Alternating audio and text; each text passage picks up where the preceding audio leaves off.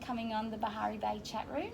We are at the Cedar and Pine in Wynnum on Bay Terrace. It is a fantastic bar venue, but there's so much more. It's iconic for the area now, isn't it? So congratulations on this business. Oh, thanks, Nikki, and thanks for having me as part of this series of interviews. Yeah, this bar has become like a place to go to, a gathering. I had my first workshop here, like my first coaching, goal-setting workshop here in the courtyard area, and then people are having their 50ths and families come. It's just such a beautiful spot to come to. Thank you. It really is, isn't it? Yeah, it is. So do you work hard at trying to get that sort of feeling, or to bring those sort of people in, or is it sort of like the live music and all that sort of stuff? I think I try to have a balance of everything. Yeah. It is a licensed venue, and I think there's expectations around those sort of things, that you do provide the atmosphere that a licensed venue should. So I'm definitely into the live music and the entertainment, and with such a beautiful space, like we said about the beer garden, it would be almost a shame not to have it host such beautiful events like engagements and weddings and 40ths that we quite often do hold here. Yeah, it is. And you have, I saw you had a cocktail thing last night, or you were learning all cocktails. So you do cocktails, you bring in beautiful Malbec wines. I know that I've bought them from you. Like your wine list is fantastic, cocktails, everything. Thank you. Yeah, we work hard on the menu, and I do like to have a diverse range of wines and drinks on offer for our customers. Yeah. And I do like to change it up a bit, and we have gimmick cocktails, or this year we're running with purely Australian wines that from regions that have been affected by the bushfires and our droughts. Wow. Yeah, we do like to mix things up a bit. That's fabulous. So really throwing your support behind. Absolutely. And see, lots of small businesses or businesses that do that, it'll really help these towns get back on their feet, won't it? Absolutely. Oh, that's cool. That's really cool. Oh, well, I'll have to come and buy more wines from you then. Now, I've been down here, Michael and I have come down in the afternoon, on a Friday afternoon, and we've had a few of the nibbles and the food that you've had, but then families have come in with their kids and they bring out the board games. So yes, they leave, and obviously the more sort of younger crowd or the louder crowd comes in, but there's still that sort of, I guess, locally, for licensed establishments, it used to be pubs and things like that for so long, or because you would have to go to the city or somewhere else for, that sort of. But now people are coming back to the suburbs, aren't they? They certainly are, and there is a trend now to have a small suburban bar in the local neighbourhood. So, you're way ahead of the trend. Way ahead of the trend. Well done. Thank you. Yeah. So breweries are starting up as well. Yeah. So do you like this? Do you like this sort of thing, that there will be bringing more people to the area? Absolutely, 100%. Anyone that, I get asked this a lot, and I do get asked, how do I feel threatened? Absolutely not. I think the more the merrier. The more we can create, a community or a suburb where we've got lots of options for the people that live here and people travelling to see Wynnum and Mali. I think the more the merrier, for sure.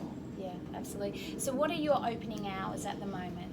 So I do to the public Thursday through to Sunday from 4 p.m. till 8, and by late we're not licensed past midnight, so we will stay open until midnight on those nights that we need to be. But I do open outside of those hours, and for private events, and we have a wedding, for example, next weekend that kicks off at 1 o'clock. So how beautiful. I know. Thank you. Oh, that's unreal. So who inspired you to be entrepreneurial, or was there someone in your life that sort of gave you that fighting spirit? Well, I never ever would consider myself an entrepreneur, and I get quite I would never consider myself an entrepreneur. A lot of people do throw that word around and tell me that I am, but I would never tell anyone or say that I'm an entrepreneur. Probably my fighting spirit comes from my mum. Yes. And the fighting spirit that she had as probably, she raised my sister who never talked or walked, and watching that, my sister's now passed away and is in heaven. But, the determination and the strength that she had raising a child that never talked or walked just taught me so much, I think, about life in general, and how cruel and unkind the world can be, but you nevertheless have to soldier on. And yes, I think my mum and both my parents are Palestinian from a very war-torn and volatile area, and I think it's just in my blood to have the strength and resilience that you need, whether it's in the workplace or raising kids or... Yeah. That shines through, that shines through with you all the time. There's such a gentleness and kindness, but there's such strength behind it as well. So yeah, it really shines through. And we don't know each other personally or anything like that, just from coming down and obviously conversations that we've had. But I always have taken that away from when I've met you and spoken to you. So yeah, thanks. Thank you for sharing that. That's very personal. I appreciate that. So that leads straight into this question that I have here, and I want to sort of read it because I don't want to get it wrong. A woman in business, especially a woman in a bar or this sort of environment, there are moments when I'm sure that you've got to stand out or stand up or fire up or play it safe and sort of like quiet it. Do you find that as a woman in business, and especially in this sort of business like the hospitality? I think you're right. There are moments where you have to take charge, for whether it's on the floor while you're working or behind the scenes. But I think whether it's luck or I don't know what word to use to say that, I don't know what to say here. That's okay. Yeah, I don't find, It's not something that you're actively thinking that, okay, this is what I have to do. No, and look, that's not to say it might be different in any other hospitality venue. I am very female orientated with my clientele, so we very rarely have any trouble in the bar, if that's the kind of avenue. Sorry, No, that's fine. Yeah. I wouldn't expect that there would be trouble here though, because and I'm always it's not treated, that sort of establishment. Yeah, absolutely. And then I'm always treated so well and respected by colleagues, people in the industry, licensed people that I have to speak with. I've never experienced anything that, I feel like I have to go the extra length because I'm female or Fantastic. anything like that. That might be maybe, and you can, I might be wrong, but the industry has turned a little bit, hasn't it? Like there has to be respect. Yes. Just having that responsible service of alcohol or whatever that is, all of that comes into play now, doesn't it? Yeah, People, absolutely. Patrons are aware of it. Yeah, absolutely. Yeah, definitely. Okay. So you're busy.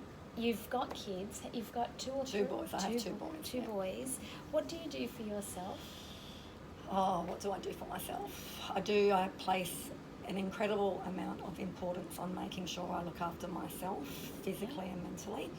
I'm very active and love my sport and fitness, so that's a priority in my day, every day, to make sure I'm probably borderline obsessed with making sure I get 45 minutes, if not an hour, to go to the gym or to go and play sport. And I think it's fantastic. I feel so strongly about looking after yourself, and I think the sport thing, or whether it is, you might like reading or going to the cinemas, you do have to give yourself time to escape from the chaos that is your world. And I do think a lot more people need to invest in that side of things. How did you, because there's a lot of people out there, and I've spoken to a number of women that do find that hard to put that into how did you do it? Did you purposely went out and said, this is the time I block? Yeah, I think so. I think I've always, maybe selfishly, always... that's the thing. It's not selfish. Yes. It is your own. It's your health. I think it's only over the last few years where you accept and know that it is actually selfless to put yourself first. Yeah. But yeah, from a very early age, I always loved an escape from everything, and it, for me, was sport.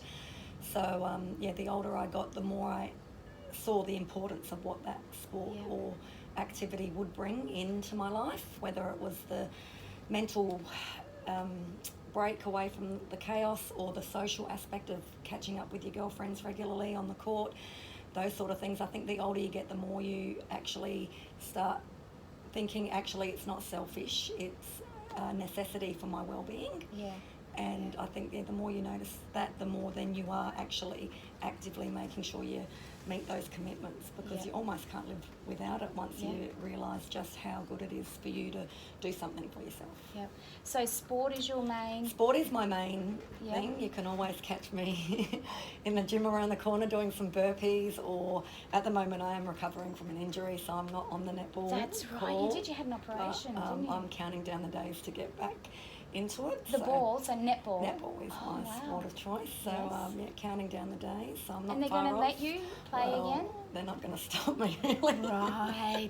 That's the fighting spirit. I love it. So I guess, what does it give you? Like, you've touched on it, but what does it really give you?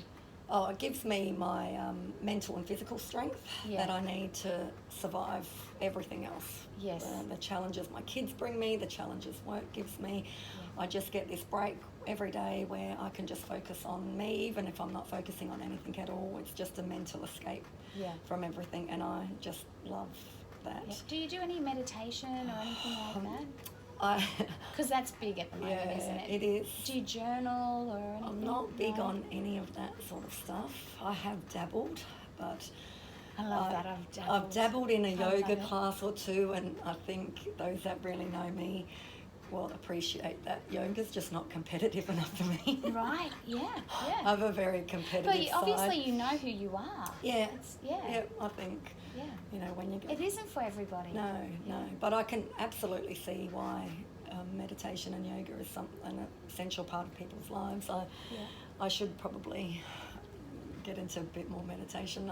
I do find it hard to wind down and stop my mind from travelling the miles that it does all the time, but at the moment I'm not into meditation. I think my sport is my meditation. That's because right. I do block out the world and you know, have to concentrate on my breathing techniques. But they say that, don't they? They say it can be just a walk. Yes. It can be just sitting quietly, reading a book. It's just giving yourself that time and space to sit and do what you want to do. Yeah. Big reader.